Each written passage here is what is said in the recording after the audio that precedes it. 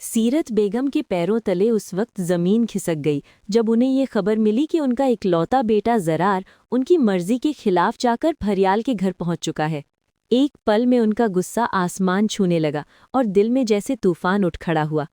बिना कुछ सोचे समझे वो गुस्से में तमतमाती हुई सीधे फरियाल के घर जा पहुंचे, लेकिन वहां जो मंजर उन्होंने देखा उसने उनके सब्र का बांध पूरी तरह तोड़ दिया।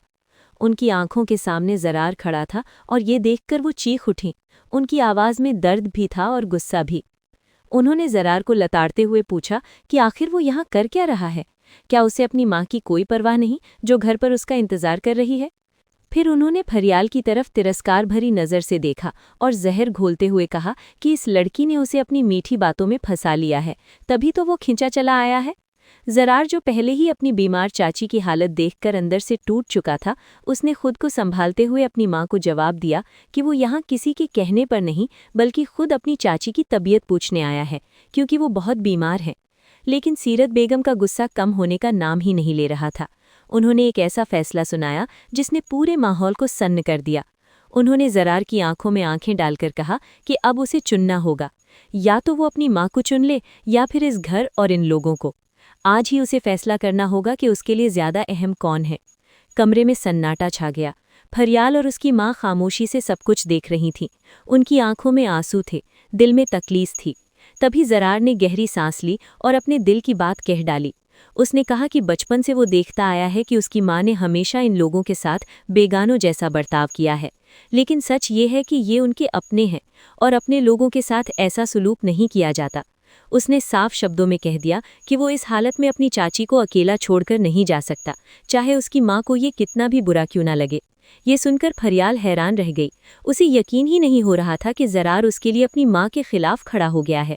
उसके दिल में उम्मीद की एक नई किरण जागी। उसे लगा शायद अब ज़रार के दिल में उसके लिए जगह बन रही है। हालांकि वो जानती थी कि ज़रार के दिल में महक की यादें अभी भी जिंदा है। दूसरी तरफ सीरत बेगम इस बेइज्जती को सहन नहीं कर पाईं और गुस्से में वहां से चली गईं। घर पहुंचकर वो टूट गईं, सोफे पर बैठकर रोने लगीं और तुरंत जीनिया को फ़ोन करके बुलाया। उनकी आवाज़ कांप रही थी। उन्होंने कहा कि ज़रार ने उनका दिल तोड़ दिया है और अब उन्हें उसकी ज़रूरत है। उधर जीनिया, जो पहले से ही अपने ससुराल में थी, अपनी माँ की हालत सुनकर घबरा गई और तुरंत घर जाने की जिद करने लगी। लेकिन शहराम को ये बात बिल्कुल पसंद नहीं आई। उसने जीनिया को समझाया कि बार बार मायके जाना उसके माता पिता को अच्छा नहीं लगता और उसे अपनी जिम्मेदारियों को समझना होगा। जीनिया ने हालात को भांपते हुए तुरंत अपना रंग बदला और मासूमियत का नकाब पहन लिया। उसने शहराम का हाथ थामकर कहा कि उसकी खुशी से बढ़कर उसके लिए कुछ भी नहीं है और अगर उसे उसका जाना पसंद नहीं तो वो कहीं नहीं जाएगी। इतना ही नहीं, उसने अपनी सास से भी माफ़ी मांग ली और खुद को पूरी तरह बदलने का दिखावा किया। शहराम उसकी इस अदाकारी से खुश हो गया, लेकिन वो नहीं जानता था कि ये सब एक सोची समझी चाल है।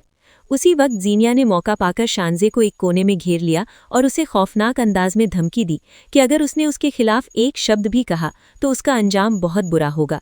शानजे डर के मारे कांप उठी और खामोश रहने का फैसला कर लिया। इधर फरियाल अपने ख्वाबों की दुनिया में खो गई थी। उसे लगने लगा था कि ज़रार अब उसकी तरफ झुक रहा है और शायद वो उसे अपना लेगा, लेकिन हकीकत ये थी कि ज़रार के दिल में अभी भी महक की यादें गहरी जड़ें जमाए बैठी थीं। दूसरी ओर सीरत बेगम अपने कमरे में बैठी एक नई साजिश बुन रही थीं।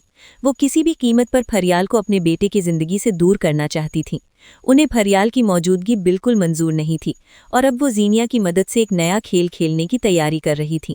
हालात धीरे धीरे उस मोड़ पर पहुंच रहे थे जहां सच और झूठ, मोहब्बत और नफरत, रिश्ते और साजिशें आमने सामने खड़ी होने वाली थीं।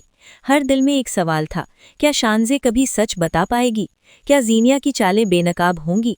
क्या ज़रार अपने दिल की सुनेगा या हालात उसे मजबूर कर देंगे? और सबसे बड़ा सवाल, क्या सीरत बेगम अपने ही जिद और अना के चलते अपने बेटे को खो देंगी? ये कहानी सिर्फ रिश्तों की नहीं बल्कि उस सच की है जो अक्सर नफरत और घमंड के पीछे छिप जाता है और आखिर में यही सीख देती है कि जब इंसान अपने अहंकार को रिश्तों से ऊपर रख देता है तो वो धीरे धीरे सब कुछ खो देता है, क्योंकि मोहब्बत मजबूरी से नहीं बल्कि दिल से निभाई जाती है और जहाँ सच्चाई होती है वहीं असली जीत होती है।